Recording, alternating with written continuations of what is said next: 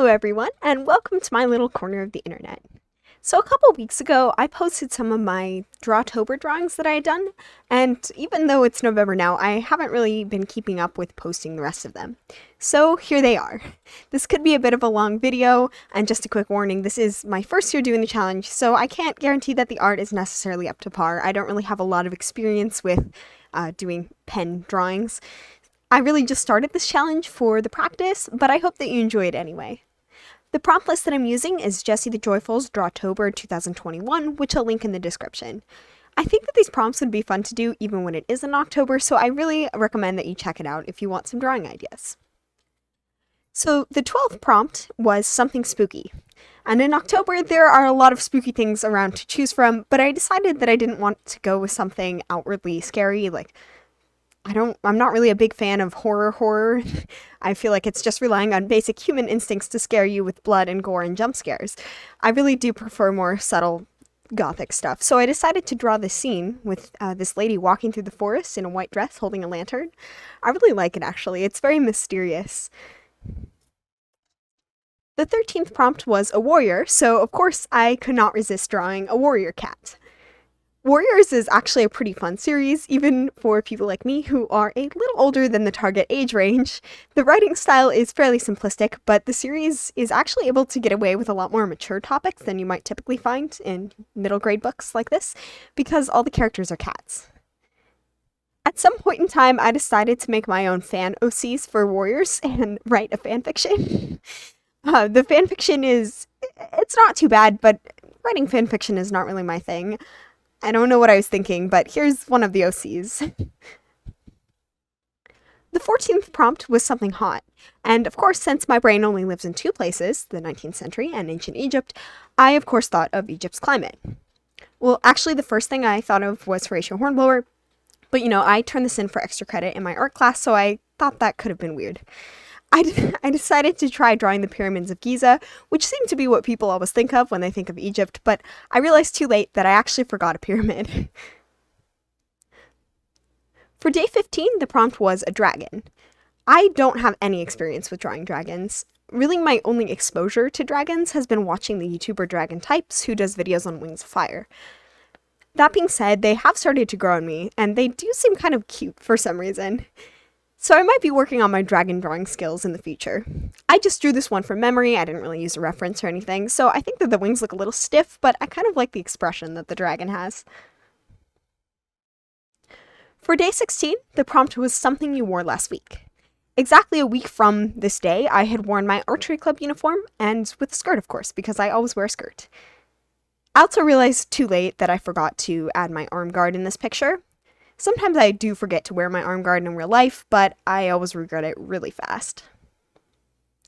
On day 17, the prompt was a random thought.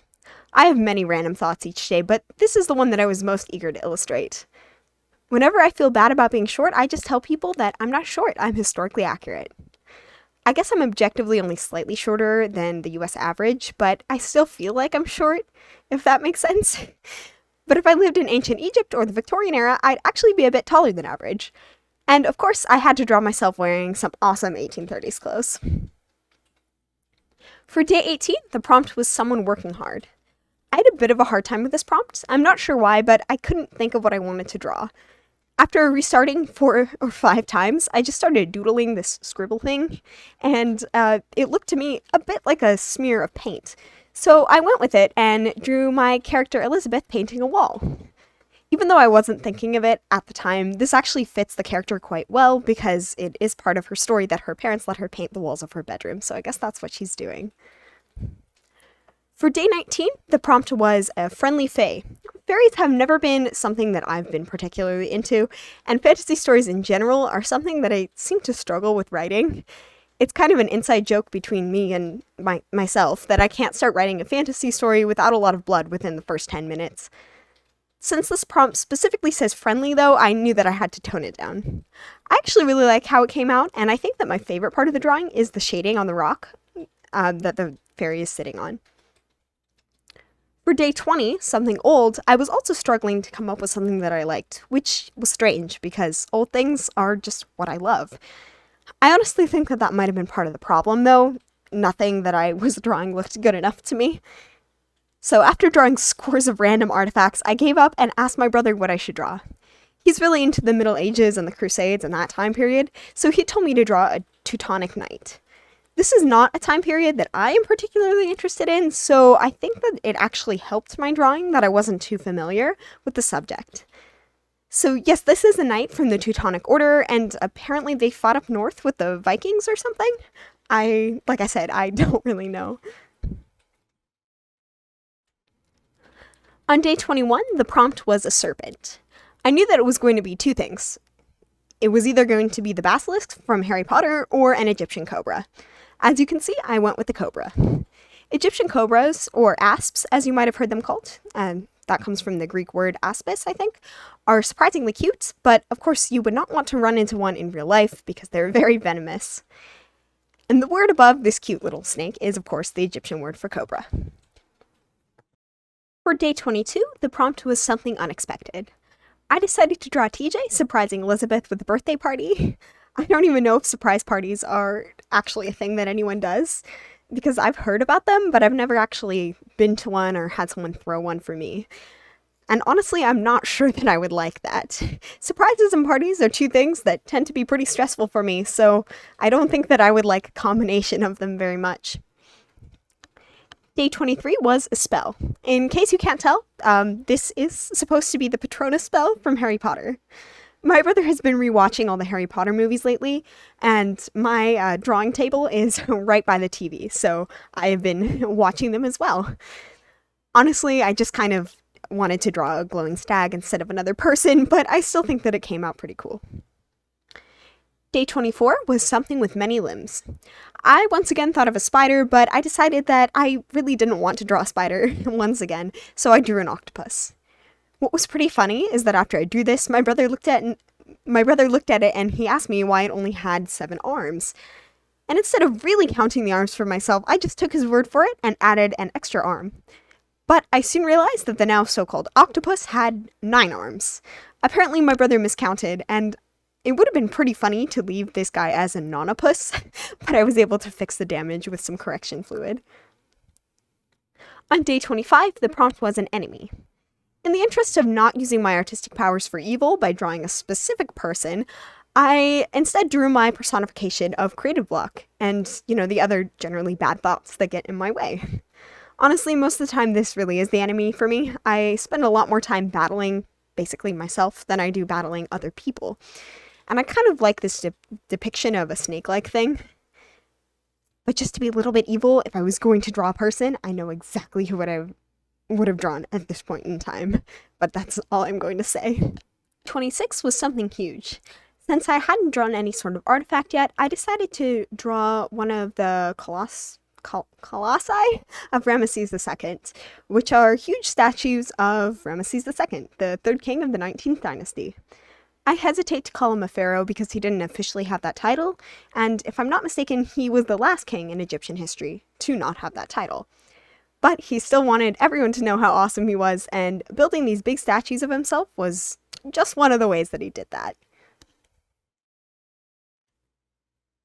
The prompt for day 27 was a feeling, and I don't think that this requires too much explanation. Honestly, it wasn't my favorite drawing. I'm not really good at drawing strong emotions in facial expressions, but oh well. Day 28 was something you miss. This one was obvious. I miss my boyfriend, who's currently studying in England. And I had to do 2 pictures because I wanted to make sure that I had a drawing of his face, but I also wanted to have a second one to make it clear that even though I get to see him over video calls, I miss having him here physically, and it's really not the same. Day 29 was a pumpkin. I know that I could have tried a bit harder with this one and maybe drawn a full scene, but I was really busy with schoolwork and my hand was getting awfully tired. So yes, this is a pumpkin. One singular pumpkin.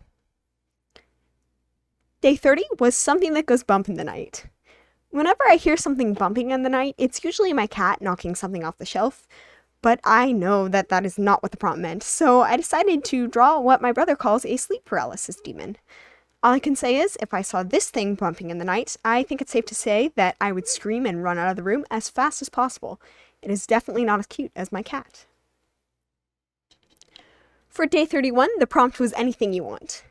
It was Halloween, so I decided to draw myself in my Halloween costume.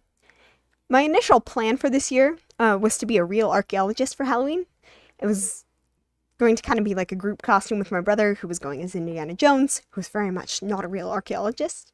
But the day before, I had gone to a party wearing my favorite 1890s outfit, and the outfit was just so comfortable and I was so happy wearing it that I just decided to wear it for the rest of the weekend. I tried telling people that my costume was a Triangle Shirtwaist Factory worker, but most people had no idea what I was talking about, and apparently people don't really want a random history lesson on Halloween. But anyway, here I am at a museum dressed as an 1890s person. Like I said, this is my first year doing Inktober or Drawtober, whatever you want to call it, so hopefully I'll be more prepared next year. Thank you so much for watching my amateur rambling anyway, and I hope that you enjoyed it. Have a great day. Bye.